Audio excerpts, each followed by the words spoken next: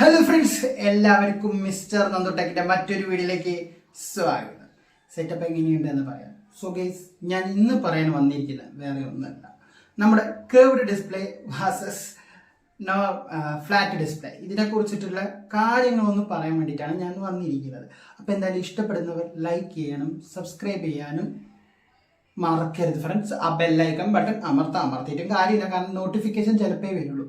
അപ്പോൾ എന്തായാലും സപ്പോർട്ട് ചെയ്യുക. നിങ്ങൾക്ക് ഇഷ്ടപ്പെട്ട ലൈക്ക് അടിക്കുക, അല്ലെങ്കിൽ ഡിസ്ലൈക്ക് അടിച്ചിട്ട് പോയിക്കുക. എന്നെ ഇഷ്ടപ്പെടുന്നവരെ കണ്ടാൽ മതി. സോ ഗൈസ്, നമുക്ക് നേരെ വീട്ടിലേക്ക് പോയാലോ. അപ്പോൾ എന്തായാലും ഞാൻ പറഞ്ഞ കാര്യം ചെയ്യാം. Let's start it.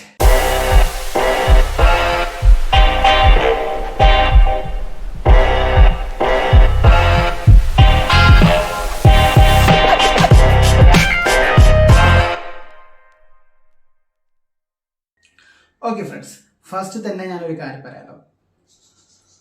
ഫസ്റ്റ് നമ്മുടെ സാംസങ്ങിലേക്ക് തുടങ്ങാം. കേർവ്ഡ് ഡിസ്പ്ലേനെ കുറിച്ച് തുടങ്ങാം. ഈ കേർവ്ഡ് ഡിസ്പ്ലേ എന്ന് പറഞ്ഞു കഴിഞ്ഞാൽ എന്താണ് സംഭവം? കേർവ്ഡ് ഡിസ്പ്ലേ എന്ന് പറഞ്ഞു കഴിഞ്ഞാൽ 360 ഡിഗ്രിയിൽ ഇങ്ങനെ കേർവ്ഡ് ആയിട്ടുള്ള ഒരു സംഭവമാണ് കേർവ്ഡ് ഡിസ്പ്ലേ. അതായത് ഇത്ര ഒരു ഡിസ്റ്റൻസിൽ കേർവ്ഡ് ആയിട്ട് ആദ്യം കൊണ്ടുവന്നത് സാംസങ് ആണ്.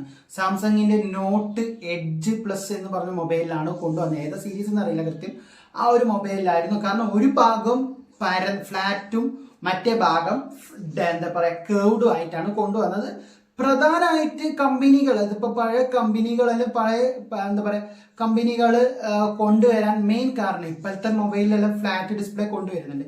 മെയിൻ കാരണം ഈ ഫ്ലാറ്റ് ഡിസ്പ്ലേനെ കാട്ടി കേർവ്ഡ് ഡിസ്പ്ലേ കൂടുതൽ കൊണ്ടുവരാനുള്ള കാരണം എന്താണ് എന്ന് ചോദിച്ചു കഴിഞ്ഞാൽ പ്രീമിയം ലുക്ക് ആൻഡ് ഡിസൈൻ, ഈ കാര്യങ്ങളല്ല. കാരണം നമ്മൾ രണ്ട് സൈഡും ഡിസ്പ്ലേ കൊണ്ടുവരുന്നു, അല്ലെങ്കിൽ രണ്ട് സൈഡും കേർവ്ഡ് ആക്കാൻ തുടങ്ങിയത് എന്തിനാ എന്ന് ചോദിച്ചു കഴിഞ്ഞാൽ നമുക്ക് ഡയറക്റ്റ് ആയിട്ട് പറയാം, ലുക്കിങ്, അതായത് പ്രീമിയം ലുക്ക് കിട്ടാൻ വേണ്ടിയിട്ടാണ്. ഈ കേർവ്ഡ് ഡിസ്പ്ലേന്റെ നെഗറ്റീവ് എന്താണ്? നെഗറ്റീവിനെ കുറിച്ച് പറയുകയാണെങ്കിൽ അത് താഴെ വീണ പൊട്ടും നമ്മൾ പെട്ടെന്ന്, അതായത് അതിപ്പോ എന്താ പറയുക, ഇങ്ങനെ വീഴുകയാണെങ്കിൽ ഉറപ്പായിട്ടും, അല്ലെങ്കിൽ അതിന്റെ സൈഡ് എഡ്ജ് എടുത്ത് അടിച്ച് വീഴുകയാണെങ്കിൽ ഉറപ്പായിട്ട് സൈഡ് എഡ്ജ് അങ്ങനെ പൊട്ടാനുള്ള ചാൻസ് ഉണ്ട്.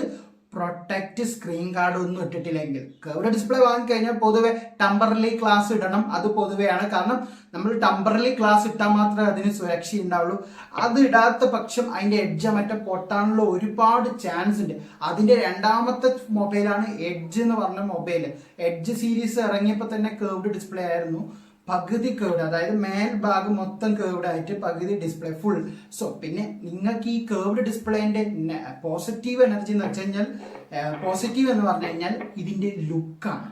അതായത് ഇതിന്റെ ലുക്ക് എന്ന് വെച്ച് കഴിഞ്ഞാൽ, നമ്മളിപ്പോൾ ഒരു സാധനം എടുക്കുകയാണെങ്കിൽ, എന്തെങ്കിലും വീഡിയോ കാര്യങ്ങൾ എടുക്കുകയാണെങ്കിൽ, ഇതിന്റെ സൈഡ് ഭാഗത്ത് നമ്മൾ ഇങ്ങനെ നീക്കുമ്പോൾ ഇങ്ങനെ നമ്മൾ ഇതിലേക്ക് ഇങ്ങനെ ഒഴിച്ച് പോയില്ലേ, ആ ഒരു ഫീല് കിട്ടും. അതായത് ഇത് കേർവ്ഡ് ഡിസ്പ്ലേ ആകുമ്പോൾ നമ്മൾ ഓരോന്നിങ്ങനെ സൈഡിലേക്ക് സ്ക്രോൾ ചെയ്യുമ്പോൾ, ഷോർട്സ് ആയിക്കോട്ടെ എന്തായിക്കോട്ടെ, നമ്മൾ ലെങ്തി വീഡിയോ താഴേന്ന് ഇത് ചെയ്യുമ്പോൾ നല്ല ലുക്ക് കിട്ടും. അതായത് നല്ല ഫീലിംഗ് കിട്ടും ഈ കേർവ്ഡ് ഡിസ്പ്ലേൻ്റെ എല്ലാം. ഇങ്ങനത്തെ കുറെ പ്രത്യേകത കാര്യങ്ങളെല്ലാം ഈ കേർവ്ഡ് ഡിസ്പ്ലേൻ്റെ പെട്ടെന്ന് തന്നെ ആള് ശ്രദ്ധിക്കും. നേരെ മറിച്ച് ഫ്ലാറ്റ് ഡിസ്പ്ലേൻ്റെ ഒരു നെഗറ്റീവ് എന്ന് പറഞ്ഞു കഴിഞ്ഞാൽ നെഗറ്റീവ് പറയാനില്ല. ഫ്ലാറ്റ് ഡിസ്പ്ലേന് നെഗറ്റീവ് പറയാനില്ല. എന്തുകൊണ്ടാണെന്ന് ചോദിച്ചു കഴിഞ്ഞാൽ, അതിപ്പോ നമ്മൾ ഇങ്ങനെ വീണാൽ മാത്രമാണ് നെഗറ്റീവ് ഫോണിന്റെ ഡിസ്പ്ലേക്ക് അല്ലേ, എന്നാലും ചെറുങ്ങനെ പറ്റുള്ളൂ. പക്ഷെ നമ്മളെ സൈഡ് മറ്റോ കുത്തി വീഴാണെങ്കിൽ ഒരിക്കലും ബോഡിക്കല്ലാതെ ഗ്ലാസിന് വരുന്നില്ല. പക്ഷെ ഇവിടെ കേർവ്ഡ് ഡിസ്പ്ലേക്ക് സൈഡ് എഡ്ജ് കുത്തി വീഴാണെങ്കിൽ സൈഡ് ഭാഗം ടെമ്പററി പൊട്ടാൻ ചാൻസ് ഉണ്ട്. പിന്നെ ഏറ്റവും കൂടുതൽ ആൾക്കാർ റെക്കമെൻഡ്, അല്ലെങ്കിൽ ആൾക്കാർ വാങ്ങുന്നത് ഫ്ലാറ്റ് ഡിസ്പ്ലേ. കേർവ്ഡ് ഡിസ്പ്ലേ എനിക്ക് ഇഷ്ടമല്ല. എന്തുകൊണ്ടാണ്? കാരണം അതാണ് ബെറ്റർ. കാരണം കേർവ്ഡ് ഡിസ്പ്ലേന് പെട്ടെന്ന് പൊട്ടാനുള്ള ചാൻസ് ആണ്, സ്ക്രീനെല്ലാം പെട്ടെന്ന് പൊട്ടാനുള്ള 100% ഉണ്ട്. പക്ഷേ നമ്മുടെ ഫ്ലാറ്റ് ഡിസ്പ്ലേക്ക് അങ്ങനെ പൊട്ടാനുള്ള ചാൻസ് ഒരിക്കലുമില്ല. സൈഡ് കുത്തി വീണാലോ അതിന്റെ ബോഡിക്കല്ലാതെ ഡിസ്പ്ലേക്ക് വരില്ല. പിന്നെ ഇനി രണ്ടും കൂടി തമ്മിലുള്ള കമ്പാരിസൺ നോക്കുകയാണെങ്കിൽ, ഫ്ലാറ്റ് ഡിസ്പ്ലേക്ക് ഒരു 4000-5000 രൂപേന്റെ ഡമ്മി ഇടേണ്ടി വരും.